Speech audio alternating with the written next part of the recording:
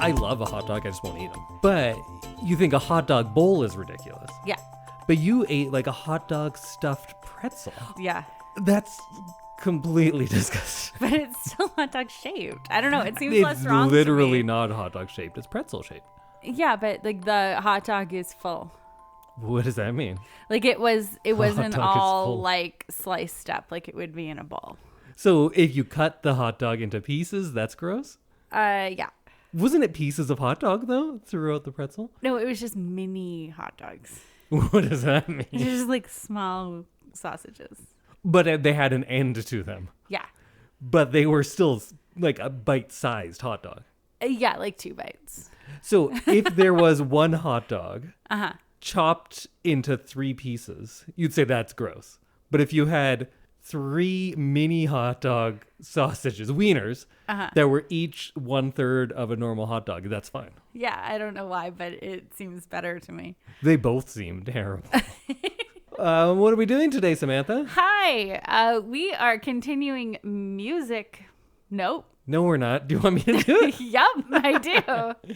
Well, welcome everyone to another discombobulated episode of I Love This, You Should Too. My name is Indy, hot dogs only at baseball games, Randhawa, and with me is my lovely co-host, Samantha, hot dog bowl Randhawa. Oh, I don't want to be hot dog bowl. Well, today we're doing a little bit of a different thing because this month is Audrey Hepburn month. Woohoo! There are very, very few things that Samantha and I agree on when it comes to the world of film, as this 230 some episodes of this podcast can attest to. Yeah. We very rarely agree, except I brought you Miyazaki stuff, which you've loved all of them thus Yes. far. Yeah. That's about it. True. There's some things you brought me. I was like, yeah, that's all right. Yeah, it was all right, is the tagline of all of my episodes. But we also both love Audrey Hepburn. Yes, absolutely. Although I think we do have kind of different tastes in our Audrey Hepburn movies, I think so. which is fitting. Yeah. So what we are going to do this month is today we're just going to talk Audrey. Yeah. I'm going to do a little biography thing because I've been doing that a little bit in the last couple of episodes. So let's keep it going. Let's Why keep not? learning. And if you want to throw in your Audrey knowledge, Yeah, please do. absolutely. And then we will each pick our favorite, or maybe not even favorite, probably favorite though, Audrey Hepburn movies that we are going to go over. You know what? Do you want to do that first? Sure. So what is going to be your pick? I'm going to do Breakfast at Tiffany's. I thought it would be. Because, like, I know there's some problematic stuff, but I don't know that I've seen it in the last 10 years, maybe? Okay. 8 to 10 years. Like, I don't think I've watched it since we've been together, which is odd because we both love Audrey Hepburn, and I feel like it would have come up by now. But, yeah, this was one that I read the book. I watched the movie. I'm quite well versed in it. I love the music.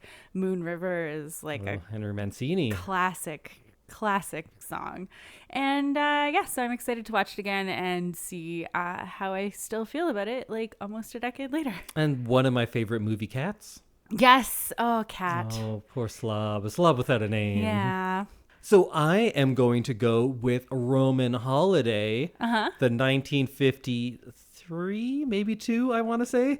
Her big breakout, and I think her best performance, perhaps. Yeah. I It's remember she definitely had up there. some great dresses in this one. Oh, yeah, I could see that. Also, we talk about romantic comedies quite a bit on this Yes. podcast because you love them. I think most of them, like all movies, most of them are garbage, but there are some very good ones. Roman Holiday, perhaps my favorite romantic comedy of all time. Okay. I love Roman Holiday. It is a top 10 all-time movie for me. I think it's great. Okay, I'm excited to see it then. And then the week after, we are going to do a rebroadcast of My Fair Lady. That makes sense.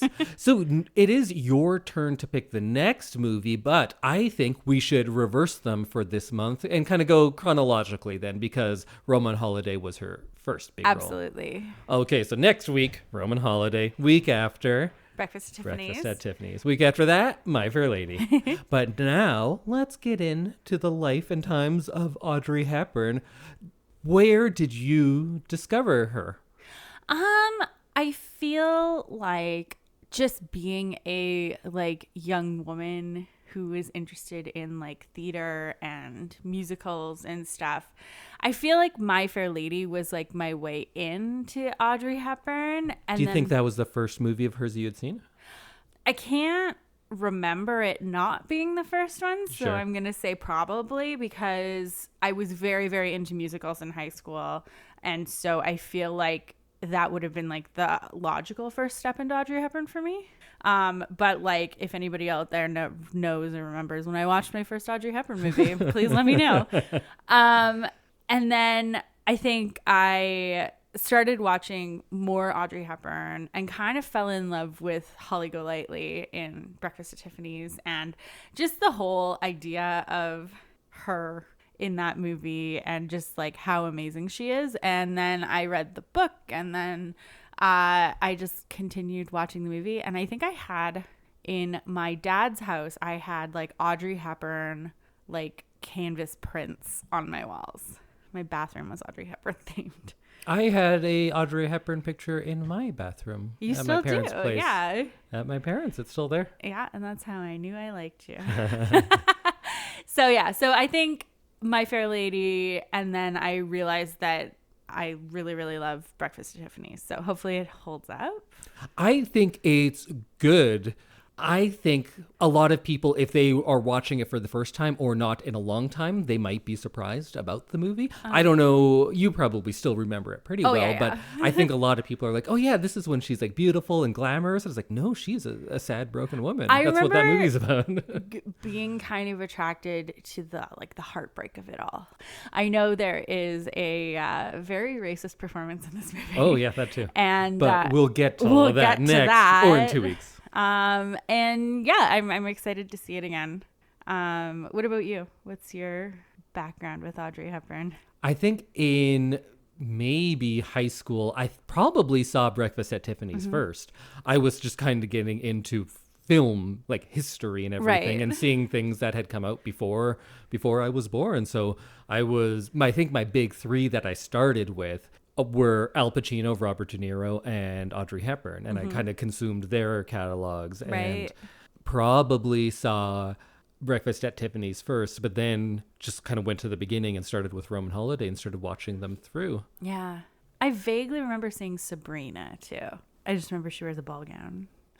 You remember dresses. I do. I really do. It's all about the costuming for me. Well, let's start kind of going through her life, and then when we get to the movies, you can let me know if you've seen that one and what you thought of it. I believe I've seen everything she's done. So like the last two episodes that were released on Johnny Cash and Bob Marley, there is a little PowerPoint to go along with this. Excellent. So if you want to look in your show notes, click on that and follow along and be a real nerd, please do. Nothing would make us happier. But if not, you don't need it. I have clips and stuff in the presentation, but I probably won't include the audio for those here because it's mostly visual. Excellent. So let's go back and start in the year 1929 when Audrey Kathleen Hepburn Ruston was born on May 4th in Brussels, Belgium. She has a very ambiguous accent. Yes, it's just very European and like polished. Yes. Yeah. So her father was Joseph Victor Anthony Ruston, and he was a British-born subject in what was then Bohemia. He was a real Bohemian. Oh, in wow. Austro-Hungary. Austro-Hungary, Bohemia. And her mother, Baroness Ellen von Heemstra, was a Dutch noblewoman. And she had a very sheltered and privileged early life. Of course, that will change drastically soon. Yes. And because she had such a multinational background, she was traveling a lot, and she knew 5 languages at a very early age: Dutch, English, French, Spanish, and Italian. Wow. And her father was a dick. So in the mid-30s, he recruited and collected for the British Union of Fascists, which was, Nazis. Wow. He was a Nazi sympathizer, and he left the family abruptly in 1935 and moved to London, where he could just go do his Nazi stuff. Wow. He bailed on them to be a Nazi. Gross. Boo. She would later say that this was the most traumatic event of my life. And she would go through some trauma, so that's saying something. That is a big thing because, she lived through a war. And they would not meet again until the 1960s. Oh, wow. I would love to know how well that went. I don't have information on that, though. I feel like that would be really interesting to hear about from, like, her perspective. Yeah. So she attended the Arnhem Conservatory from 1934 to 1945, studying ballet. But after the Germans invaded the Netherlands, because she's living in the Netherlands at this time, she started using the name Edda von Heemstra because Audrey was too English sounding, and she thought that might be dangerous during the German occupation. Her uncle, Otto van Limburg Sturnum, was executed in retaliation for an act of sabotage, and her half-brother Ian was deported to Berlin to work in a labor camp. The things she saw during this time would inform her humanitarian efforts that she would have the power to do later in her life. My favorite story is that she would perform silent dance performances in order to raise money for the Dutch resistance. So she was doing these kind of like little underground ballet performances, which I trying love to raise the money. idea of that. And there's other stories that she would carry secret messages in her ballet slippers and be a little kind of carrier pigeon that way. A little messenger. After the Allied forces landed on D-Day, living conditions where she was grew much worse, and the town she was in was heavily damaged during Market Garden. So all of you war buffs out there probably know all about Market Garden. It was a very big, it was quite a blunder, really. And Audrey Hepburn was there. There's a little fun fact. Market Garden. So the Germans were blocking all the supply routes, resulting in a famine where she was. And like many others, they had to do what they could to survive. So they were often making flour out of tulip bulbs and eating grass. And that's kind of how she stayed alive. We look at her now and her very slender figure and be like, oh yeah, typical Hollywood. No, she suffered from terrible malnutrition and was never really able to be fully healthy. It's not that she was slim and on a diet. She was quite unhealthy. Yes, and absolutely. Remained that way throughout her life. Sorry, just to pause for a second. Making flour out of tulip bulbs just seems so Dutch. Yeah, that's what they had. It just seems so very Dutch. After the war ended, she moved with her mother and siblings to Amsterdam, and they weren't this kind of a well-off family that they used to be. Their fortune was lost during the war, and now their mother had to work and supported them as a cook and a housekeeper, now working for a wealthy family, when not too long ago she had been that person. She was a baroness, right? Yes. Yeah. And she made her film debut in 1948. And this one I haven't seen because she played an air stewardess in an educational travel film called Dutch in 7 Lessons. Wow. That was her first role. So I've never seen that. And if you have a clip of that, please let me know. I'd love to see it. Yeah, we would like to see that, please. Later that year, she moved to London to take a ballet scholarship. And she supported herself with part-time work as a model. And she dropped the Ruston from her name and became known as Audrey Hepburn. Oh.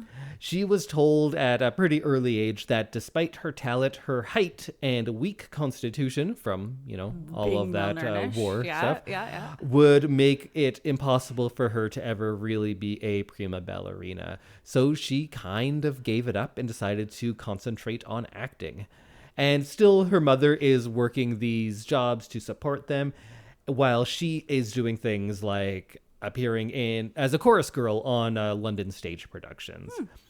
Then she was spotted by a casting director while performing on stage, and she started to make some small television appearances, and often would do roles that involved some sort of ballet, so she could use that as well. Oh, yeah. Her big break came when she was cast as the titular role in the Broadway production of Gigi. Gigi. I've seen this movie, and they have someone else playing it. I forget who it is, someone who is quite big. But the whole time watching the movie, I was like, that'd be better with Audrey Hepburn.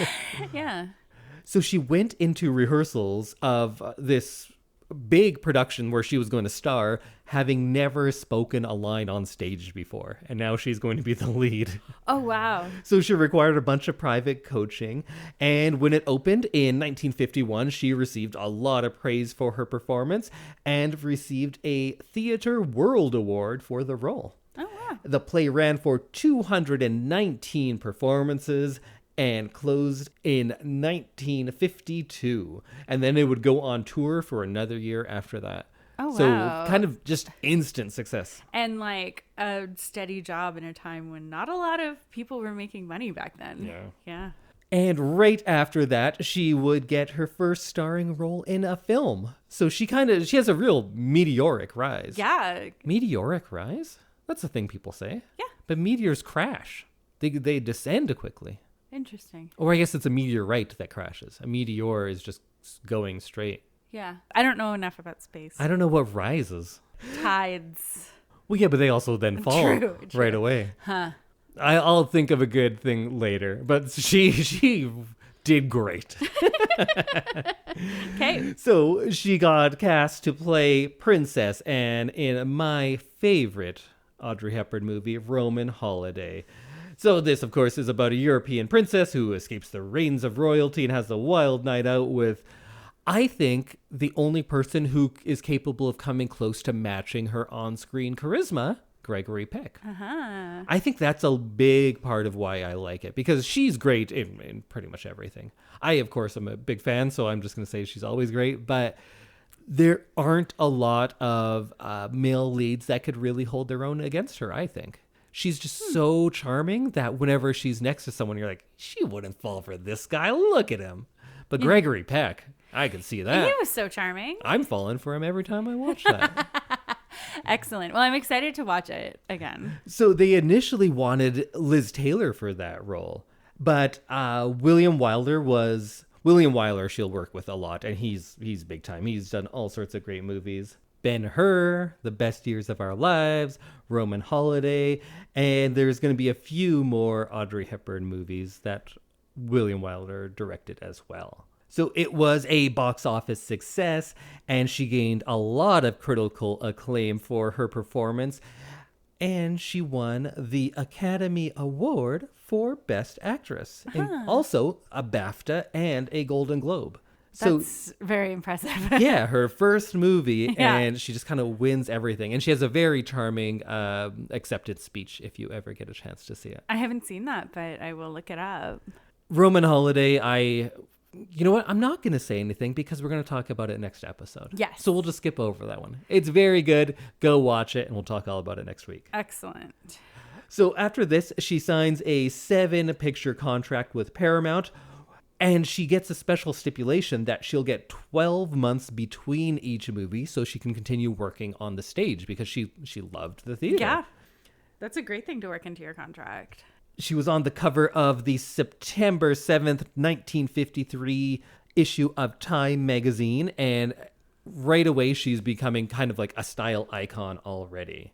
And she goes back to the stage in 1954 and plays the lead in Undine. And Undine is a pretty well-known... Have you ever seen that? No. Me neither. I don't watch as much theater as you do, though. That's the thing with theater is it's not readily available to watch unless you're in the theater as much. Yeah. Or have access to the National Broadway Archives, which are in New York. So again, she does great in this and wins the 1954 Tony Award for Best Performance by a Leading Actress. Almost at that EGOT. Almost. Do you know if she gets it or not? She does. Yes. But posthumously. Oh, yes, because Gardens of the World, I think, is what she won it with. And I think that comes out after her death. Yep. But we will get there. And she is only one of 3 actresses to receive an Academy Award and a Tony Award in the same calendar year. Oh, wow. Very cool. So then in 1954, Sabrina comes out, and this is Billy Wilder, not to be confused with William Wyler. So Those are so they're close. 2 very big names as well. Huh. That's like really, really close together. Billy Wilder, I don't know. I think I like even more than William Wyler. He did The Apartment, that great Jack Lemmon, Shirley MacLaine movie, which we will do on this show eventually. Some Like It Hot, Sabrina, like I said, and Sunset Boulevard. Did we ever do that on here? No, but we will. Okay. You'll like it. Okay. I think you'll like that one. And you'll probably love The Apartment as well. So you've seen Sabrina, right? Yes. Do you remember much about that? Not really, no. In that one, she was alongside Humphrey Bogart and William Holden. And I'm a big Bogart fan, but apparently Bogart was not a Audrey Hepburn fan. Oh, who isn't an Audrey Hepburn fan? Because I believe at this time, she is dating William Holden in real life. And they were like carrying on like young people. And Humphrey Bogart is a big old grump. Right. He's like a known grump. That's kind of a thing about him. I think it's funny that people are known as grumps. Known grump, Humphrey Bogart. We've never done any Humphrey Bogart movies on this. We'll have to do that. He's great. I like him. And in this one, she is nominated for Best Actress and did win the BAFTA for Best Actress. Oh. And this would be the last time in a movie that she did not receive top billing because Humphrey Bogart was top billing. And then she was Audrey Hepburn. Yeah. Humphrey Bogart also born in the 1800s. I always think that's crazy. That seems... He was born in 1899. Wow. I know a lot about Humphrey Bogart as well, but we're going to move on. And we're going to stick in the same year. So Gregory Peck from Roman Holiday is hosting a cocktail party. And she meets a man named Mel Ferrer, who was an American actor.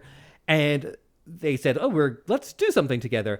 And the thing they would do is then play Ondine, which I was just talking about earlier. And then they would get together. And 8 months later, on the 25th of September, 1954, they would be married in Switzerland. And they would go on to make a movie together, the film version of War and Peace. Oh. Did you ever watch that? No. War and Peace seemed too daunting. Yeah, I'm still not done the book. You have been reading that like the entire 8 years we've been together. No, I've been reading it for 3 years. Oh, okay. I read one chapter of War and Peace, and then 3 novels, and then one chapter of War and Peace.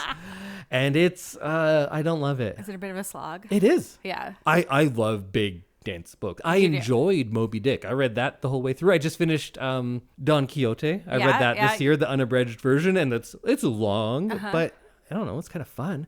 War and Peace isn't fun. No, I'm not interested in reading that. Anyways, the film it's fun. It's pretty good. I saw it once many years ago. And again, she would be nominated for a BAFTA and a Golden Globe for her role as Natasha. Then in 1957, she releases Funny Face, and this was her debut in a musical because she was seen as a dramatic actor at this point, I guess. Oh. Yeah. Huh. Interesting. And in this one, she is with Fred Astaire, and it's another movie where there's a much, much older man who is her love interest, and that would continue. And it's, still continues today. Yeah, absolutely. I think that that's such a thing where like the women have to be young and like beautiful and like fresh, and the men can be wizened old men. Yeah. And you forgive it a little bit when it's a musical and it's like Fred Astaire, and you're like, it's Fred Astaire and it's dancing, so that makes sense. But in a lot of the other ones, it's just like in real life you would think this was creepy. Yeah. The part of that movie that I always found the most difficult to believe is that they come in and they see Audrey Hepburn working at that bookstore, and everyone's like, "Oh, look at her."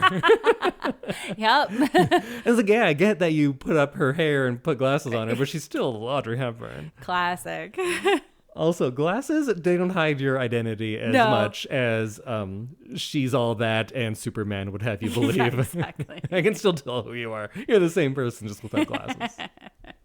No, every time I like roll over in bed without my glasses on, you're like, who are you? Is that? Oh my God, she's gorgeous.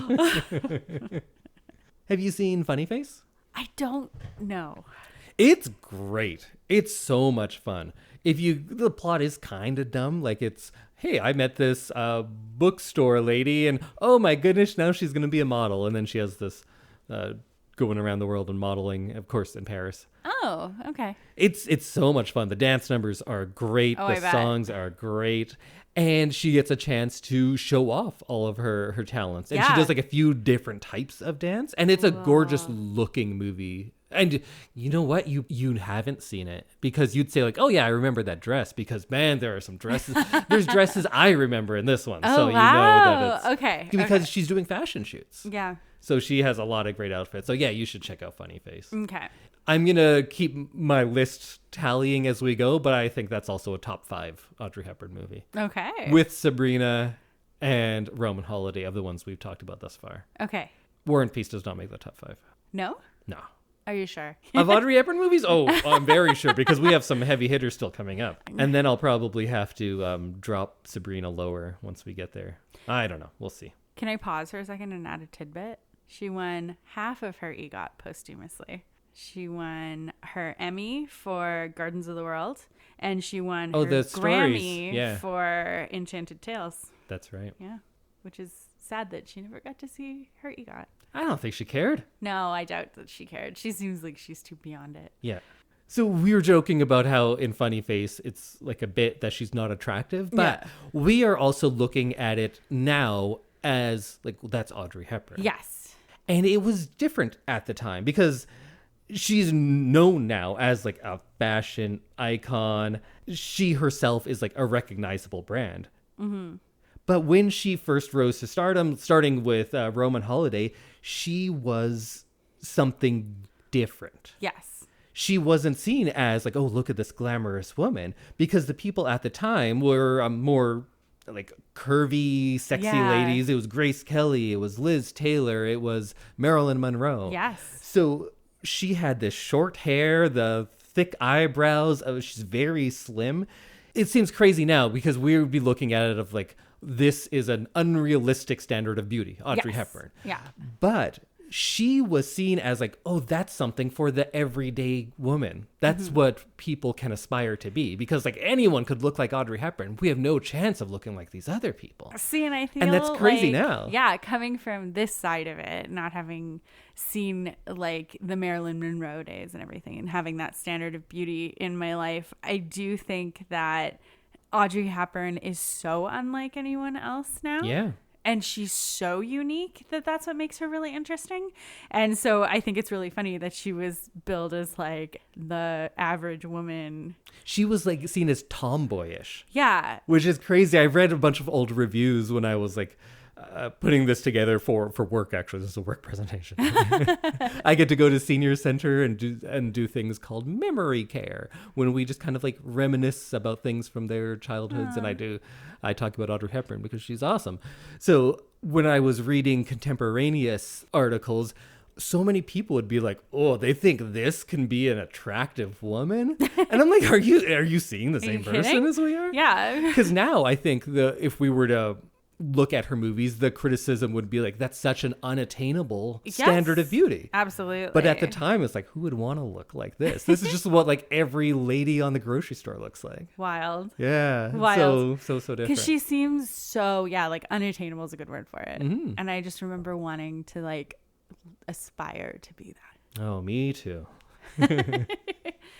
So she was particularly associated with, do you know who? Designer-wise? Dior. Givenchy. Oh, Givenchy. Hubert de Givenchy. Yes. He was hired to design her wardrobe in 8 of the movies that she did. And the story was that when he first signed on to design for her, he thought it was the other Hepburn. He thought it was Catherine. Catherine Hepburn. Because he's like, who's Audrey Hepburn? Who? And there is no relation, just in case anyone Who's was wondering. this little tomboy that you're sending Yeah. me? And then it got to the point where if she would wear something in a movie, that would be a huge boost in the sales for whatever that item was. Right. But in her private life, she preferred to wear casual and comfortable clothes and didn't really dress as fancy. I just know her with like cigarette pants and like a plain white t-shirt. Oh, that too. She's very casual. So then she would continue to have success through some more movies. In 1957, she did Love in the Afternoon, This co-starred Gary Cooper and Maurice Chevalier. I know there's an age gap in all of these, but that one was huge. That was too much. Too much, man. I think that was another Billy Wilder movie. Oh. Green Mansions in 1959. This was kind of a adventure romance one, and it was directed by her then husband, Mel Ferrer. Neither of those two make the top 5. A movie that I really liked of hers was called A Nun's Story. Did you ever see that one? I've heard of it. I've never seen it. So this one is with Shirley MacLaine, and Shirley MacLaine is amazing herself. I love Shirley MacLaine. Oh, I feel like I only know Shirley MacLaine in later years.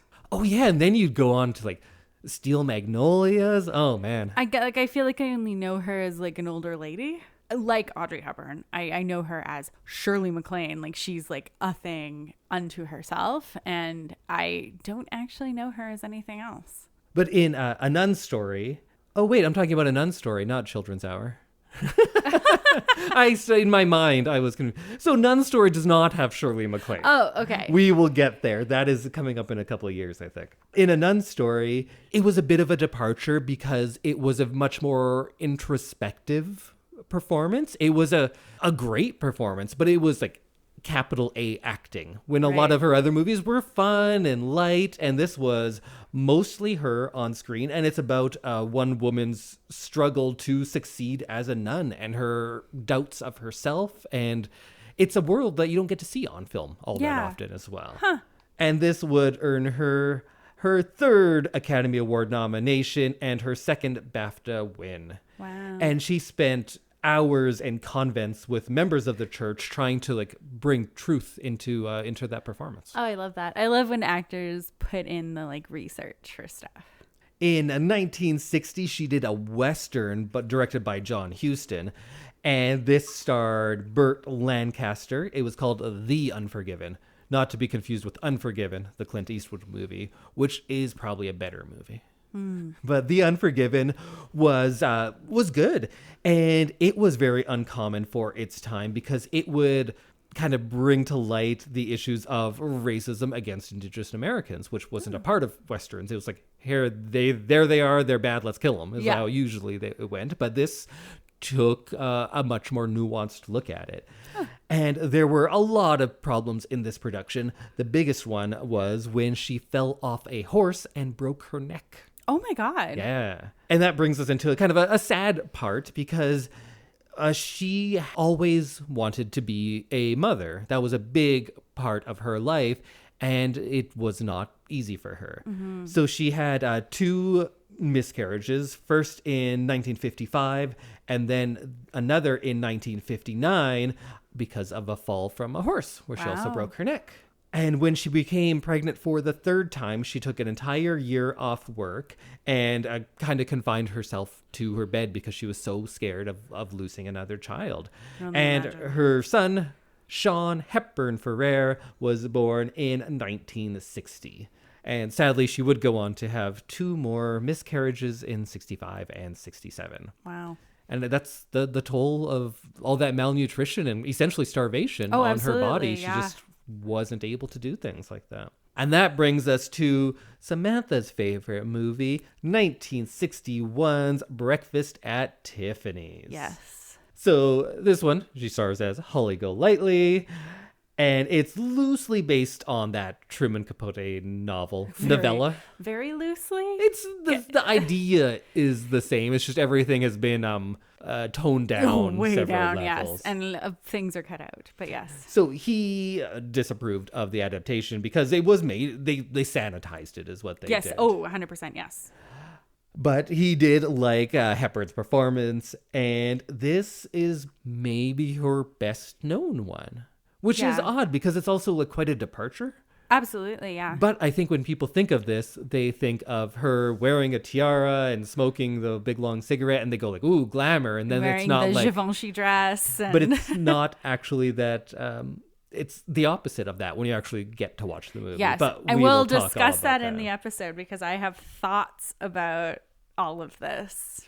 Good. Going back many, many years. So. I'm glad because that's what we're gonna do here. Excellent. Little did I know, for years I was just preparing for this episode of the podcast. And this one would get her another Academy Award nomination. Then the same year, William Wyler directed her in The Children's Hour. And this was the one with Shirley MacLaine that I was thinking of. Did you ever see this one? I don't think so. So in this one, they play two teachers, and then one like asshole child says, those two, they're lesbians. And that ruins their lives, essentially. Oh. And it's about them dealing with this town who is turning on them, and they're like, we're here to educate your children.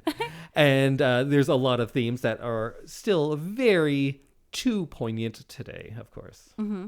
It's a good movie. I like that one quite a bit.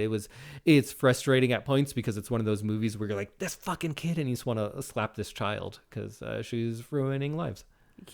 Yeah, that's an interesting. It seems like her acting got more serious towards this part of her career. I'd say so, but then she would kind of like bounce back and forth because her next movie was Charade in 1963. This one, she's opposite Cary Grant. And if you haven't seen Charade, you can anywhere because I think there's something with the licensing because any free movie app always has Charade. Oh, it's always on TV for free. And I think you could probably just get it on YouTube. It's very strange why it's everywhere. Yeah, for something that has Audrey Hepburn in it, you'd think that Cary Grant. You'd think that the licensing would be out there, paid for. So that one, pretty good. I don't love it as much as a lot of people do. It's good, though. It's fine. And she would get her third BAFTA and another Golden Globe nomination for that one. So next comes Paris When It Sizzles. And I think this one, not many people have seen. Have you seen this one? No, I haven't. So this one, she reteams with William Holden, who she had a fling with in her younger days. And it's like a screwball comedy. That was a type of movie back then. And I wish it still was. I like a lot of Paris When It Sizzles. It's bad in a lot of ways, but it is so fun. And it's very similar to the first play I ever wrote and got produced because this one is a screenwriter. And he is talking about this movie that he's writing, and she is typing it up for him. Oh. And what they come up with is played out on screen. And we get to see the two of them in these various roles. Oh. So it's silly, but I think it's a lot of fun. Apparently, Holden tried to get back with her during the making of this, and she wasn't having it. Also, sadly, I think he was dealing with a lot of issues with alcohol at the time, too. But it didn't get good reviews at all. But maybe I just have a soft spot in my heart because it was both Audrey Hepburn and very similar to a play that I had written. So I was like, yeah, that is a good idea because I thought it was a good idea. Because you did it too. Yeah. So now we are in 1964. And is this my second favorite Audrey Hepburn movie? It's another top 5. It's My Fair Lady. Uh-huh. We have a whole episode on this. It's going to be re-released in 2 weeks, so I won't talk too much about it. But I always thought it was unfair that she was kind of maligned for this because she didn't sing, even though she thought that she was going to and did do the singing. They just didn't use her voice. And you can only hear it in a couple of songs. Oh. Like Just You Wait, Henry Higgins is her. Yes, yeah. Which, like, she did great in the ones that she does sing in, and I'd love to hear the full version. You can hear little bits and pieces on YouTube and stuff, but it's not produced the same way. Right. So it doesn't sound as great. She's singing it live during the making of right, it. Yeah, and it's good, but I would love to hear a full production with her singing. And then, of course, they tried to like make this rivalry between her and Julie Andrews because Julie Andrews wanted this role and had done it on stage, but you know what? We talk all about that in our My Fair Lady episode. 3 weeks' time. It is great. My Fair Lady is so good. I love it. And I think Audrey Hepburn, as a comedic actress, is very underrated. She is hilarious in that. She has such good comedic timing. I love her because she's so subtle. Yeah. In a lot of what she does, she's not like and then she's so huge, big in some parts, and that's great too. But so many things she like it's a flick of her eyes or like just a small motion with her head, and she's just like conveying so much. I love her. Okay, we'll talk about her more next week about her acting, but yes. So then How to Steal a Million comes out, and this one was kind of fun. It's with her and Peter O'Toole, and it's like a heist movie. Okay. So they had to steal a painting that I think her dad had made it, and he was like a forger. A forger. But that's also someone who like works with steel, aren't they? A forger. I think they're Either an way, iron he worker. makes fake paintings, and then they're gonna steal it, and it's kind of a fun romp. It's fine as well. A forgier. Yes, a forgier. Yeah, it sounds fancier. 1967, Two for the Road. I think this is her most underrated movie. It's great. I love it. I think this is a top 5 of her movies. One for the road. Two for the Road. Oh, Two for the Road. Sorry. It's a sequel. Is it? No. You got me there. Okay. So it's a British production. Stanley Donen, who's also pretty big time, directed this. And it's with her and Albert Finney. And I was going to start talking about Albert Finney, but I don't think you know who it is. And you know what? We got a lot of stuff to do. It's Okay. Albert Finney, though. So it is a like a non-linear story. It's jumping back and forth in time, and it's about the relationship between Finney and Hepburn's characters. Mm-hmm. They are a married couple, and it's not going well. And they're on a road trip, and as they drive to their destination, they're also driving to all of these different times in their past. And we get to see different instances that involve similar things that are happening now, but we get to see like what happened to their relationship. How did they get to this point? But it's sad and heartbreaking, but it's funny and uplifting. It's just, it's a relationship, right? It's not trying to do it as a romantic comedy. It's not trying to do it as a horrible tragedy. It's trying to be very real and saying that real love often goes through both of these. You can't have just one, and that's kind of the beauty of it. It's a very good movie, I thought. So go check out Two for the Road if you haven't seen it. That might be a harder one to find, but it's very good. Okay. I think I need to rewatch it because I haven't seen it in 20 some years probably. And then later in the same year, they released Wait Until Dark. Have you ever seen that one? No, it sounds scary. It is. It's kind of a horror movie. Oh. But not horror like, monster. So it's about this woman who is blind and she lives on her own. And these people are coming to, I think they're robbing her essentially. I have seen this. Okay. I have. And I thought it was very interesting. It's a harrowing movie because she is being terrorized by these Yes. people. And she's a blind woman who just doesn't know what's going on for portions of it, and the suspense that's generated by us as the audience being able to see like this man, Them coming around, and they're like in her home and she doesn't know it, and sometimes she does. It's a stressful movie. I remember that. And yeah, I remember it was like viscerally scary because you're like, this could happen to me. Not being blind, but like having someone break into your house and you not Sure. know it until it's like too late. Yeah, That's scary to me. and she would get her fifth and final Academy Award nomination for Best Actress on that one. And this was also a hard time in her life because she was pretty much at the brink of divorce from Mel Ferrer at this point. That's sad. And apparently during the production, she lost 15 pounds due to stress. Oh. And for a lot of people, that wouldn't be a big deal. But when you're that small, When you're like losing already 15 under pounds, 100 that's pounds. probably 15% of her body Yeah. weight, right? She was quite small. Yeah, that would be very significant. And then after 1967, after the divorce, she just doesn't act nearly as much. She really slowed us down. There's only a few more movies. She devotes her time to her family, and that's her priority. She met her second husband, Andrea Dotti, on a Mediterranean cruise with friends in 1968. And she thought that she would have some more children and stop working. They got married in 1969, and they had a son, Luca, in 1970. And while pregnant, she was, again, on bed rest for months.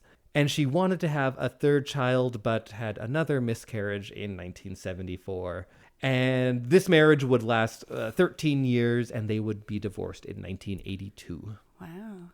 So in these years, yeah, not much acting, because we have to go 10 years later, and she does a movie called Robin and Marian with Sean Connery, where he plays Robin Hood and she is Maid Marian. Oh, wow. Have you ever seen that? No. It's an interesting one. It's kind of a postmodern Robin Hood. Okay. Because it is like, what do you do when this larger than life hero kind of ages out of things? Yeah. Because they're old at this point, and it's kind of interesting because you have two people. I was going to say later at the ends of their careers, but Sean Connery would keep acting for so long after that, even though he was an older guy then. But she was definitely towards the end of her career. And these two characters are also kind of they're aging and trying to like figure out what they can do at this point. Her last starring role would be in the comedy They All Laughed in 1981. But one of my favorite performances, and I think maybe it's her last, was the film Always in 1989. And she only has a few scenes in this. She is not, she's not the lead. It's a Richard Dreyfuss movie. But I don't think I'm spoiling anything because it happened so early. The main character dies at the beginning of the movie and then goes to heaven.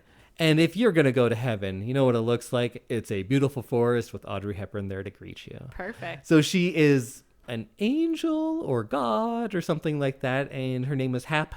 And she's much older in this one. Like I said, it was her last performance. And she just kind of fits it because she has that effortless grace, right? And absolutely. That's what you look for in an angel. Yeah. So really, after 1967, she has kind of 2-3 movies, and that's it, and not all leading performances. So she really slows down, and she concentrates on a lot of other things, like her family and her charity work. From 1980 until her death, she was in a relationship with the Dutch actor Robert Wolders, and she met him through a friend in the later years of her second marriage. And in 1989, she called the last 9 years she had spent with him the happiest years of her life. And she said she considered them married even though they never officially did. But her other big love through those years was her work with UNICEF. Yeah. She had her first field mission for UNICEF to Ethiopia in 1988, and she visited an orphanage that housed 500 people who were dealing with starvation, really, and worked with UNICEF to provide food. That must have hit so home. Exactly. For her. Yeah, I think it's not a coincidence that that's where she went first. And after seeing like how the long-term effects of starvation affect the body, I bet that it's not just like, oh, then you get food and you're fine. Yeah, and for then hours. like once we feed them, they're good. It's lifelong health problems. Yeah. And later in the same year, she went to Turkey on an immunization campaign. In 1989, she was named the Goodwill Ambassador for UNICEF. And on this appointment, she stated that she was grateful for receiving international aid after enduring the German occupation as a child and wanted to show her gratitude towards the organization because UNICEF helped her. So, of course, she is going to do all of this work because she sees the good they did and she wants to be a part of it. That's so beautiful. In October of that year, she went to South America in Venezuela and Ecuador. And she tells stories about how she watched people build their own schoolhouses with the equipment that she was a part of bringing over there. She toured Central America through 1989 in Honduras and El Salvador and Guatemala. And in April of that year, she went to Sudan because there was a civil war going on and food and aid had been cut off. So she kind of helped ferry food over to the south of Sudan.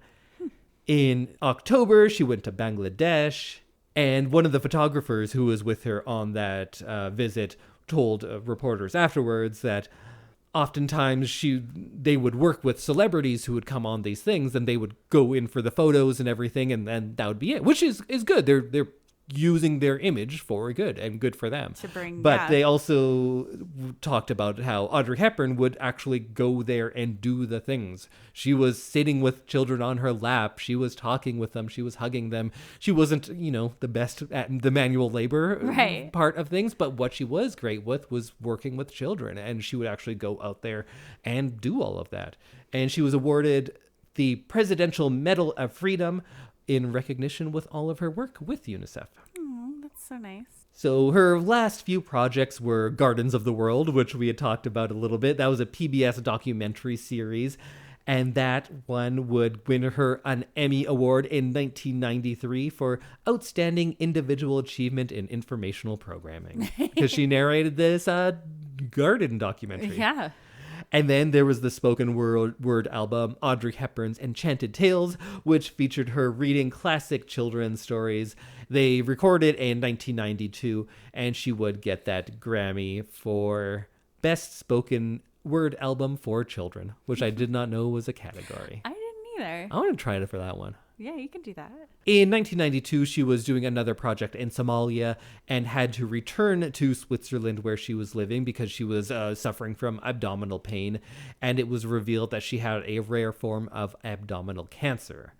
And after surgery, she began chemotherapy, going back to the United States for that. This is where it gets real sad. It is, but there's a beautiful story. Do you know about how she went back to home for the last time? No. She had been undergoing chemotherapy and was, of course, not well. She was kind of not well at the best of times, honestly.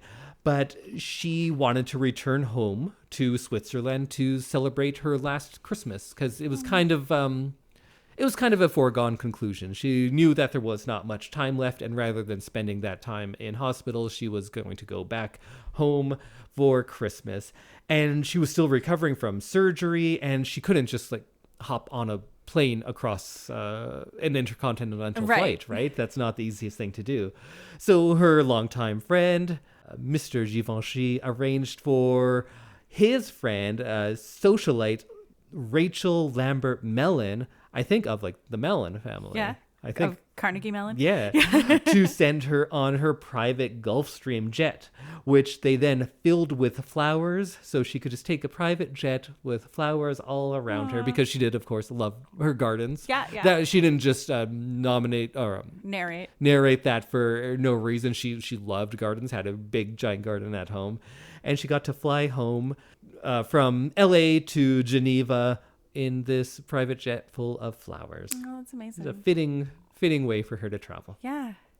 And she spent her last days in her home in Switzerland, not being able to move much, but they said that she would go out once a day or so to take a walk in her garden because she loved those gardens.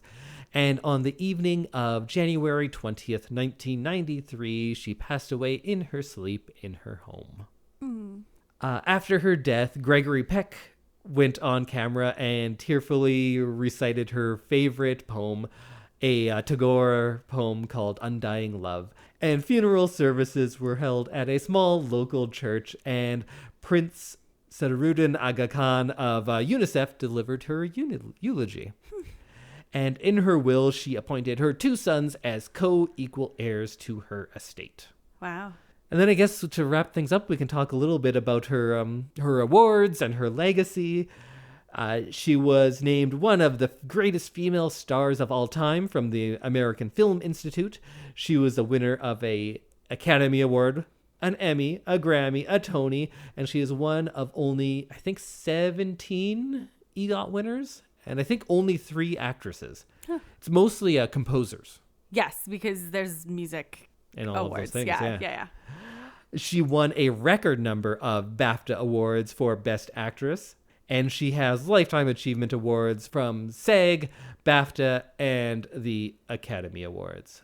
And of course, she's also won many UNICEF and humanitarian awards and the Presidential Medal for Freedom. In 2002, the United Nations Special Session on Children, the UNICEF honored her with a statue called the Spirit of Audrey at UNICEF's New York headquarters, where it still is today. Wow. And beyond that, I think you could say the achievements that she is probably most proud of Well, she also, I think, kind of changed the ideal of Hollywood beauty and style. And not just she won all of those humanitarian awards, she has several humanitarian awards which are named after her. There are multiple Audrey Hepburn awards now. Yes. And the Audrey Hepburn's Children Fund has raised over $100 million for children in need. Huh. And that's the legacy, right? Yes. It is all of the film stuff, but all of the humanitarian work too. Which I always found very interesting. She's a good kid, that Audrey Hepburn. That Audrey. She really knows how to do good. She does know how to do good. I think that is enough of me just talking about her. And maybe we should just get into next week talking about her movies. Yes. So next week we will be watching Roman Holiday. And the week after we will be watching Breakfast at Tiffany's. And then we will be re-listening to us ramble on about My Fair Lady. I feel like that was a good episode. I think it was. All right. Well, I'm excited to watch all of these because Me it's been a too. while since I've seen them. We might have to watch My Fair Lady again. Okay, well, we'll see you next week, everyone. Bye. Goodbye.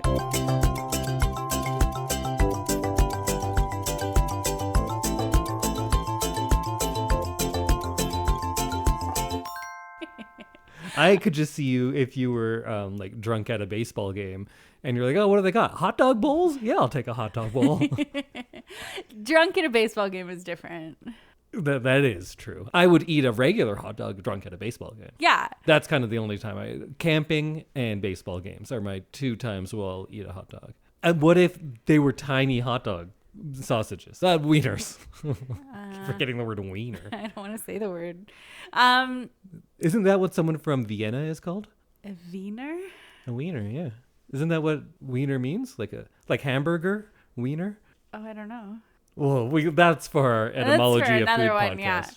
Yeah, I don't know, something about like whole mini sausages isn't as weird as a chopped up bowl of hot dog. All right. I have no further. So a hot dog bowl full of tiny wieners is cool. You'd eat that up. I think so. Oh, we should start our podcast. This is going to be too long and I'm going to have to like put it at the end or something.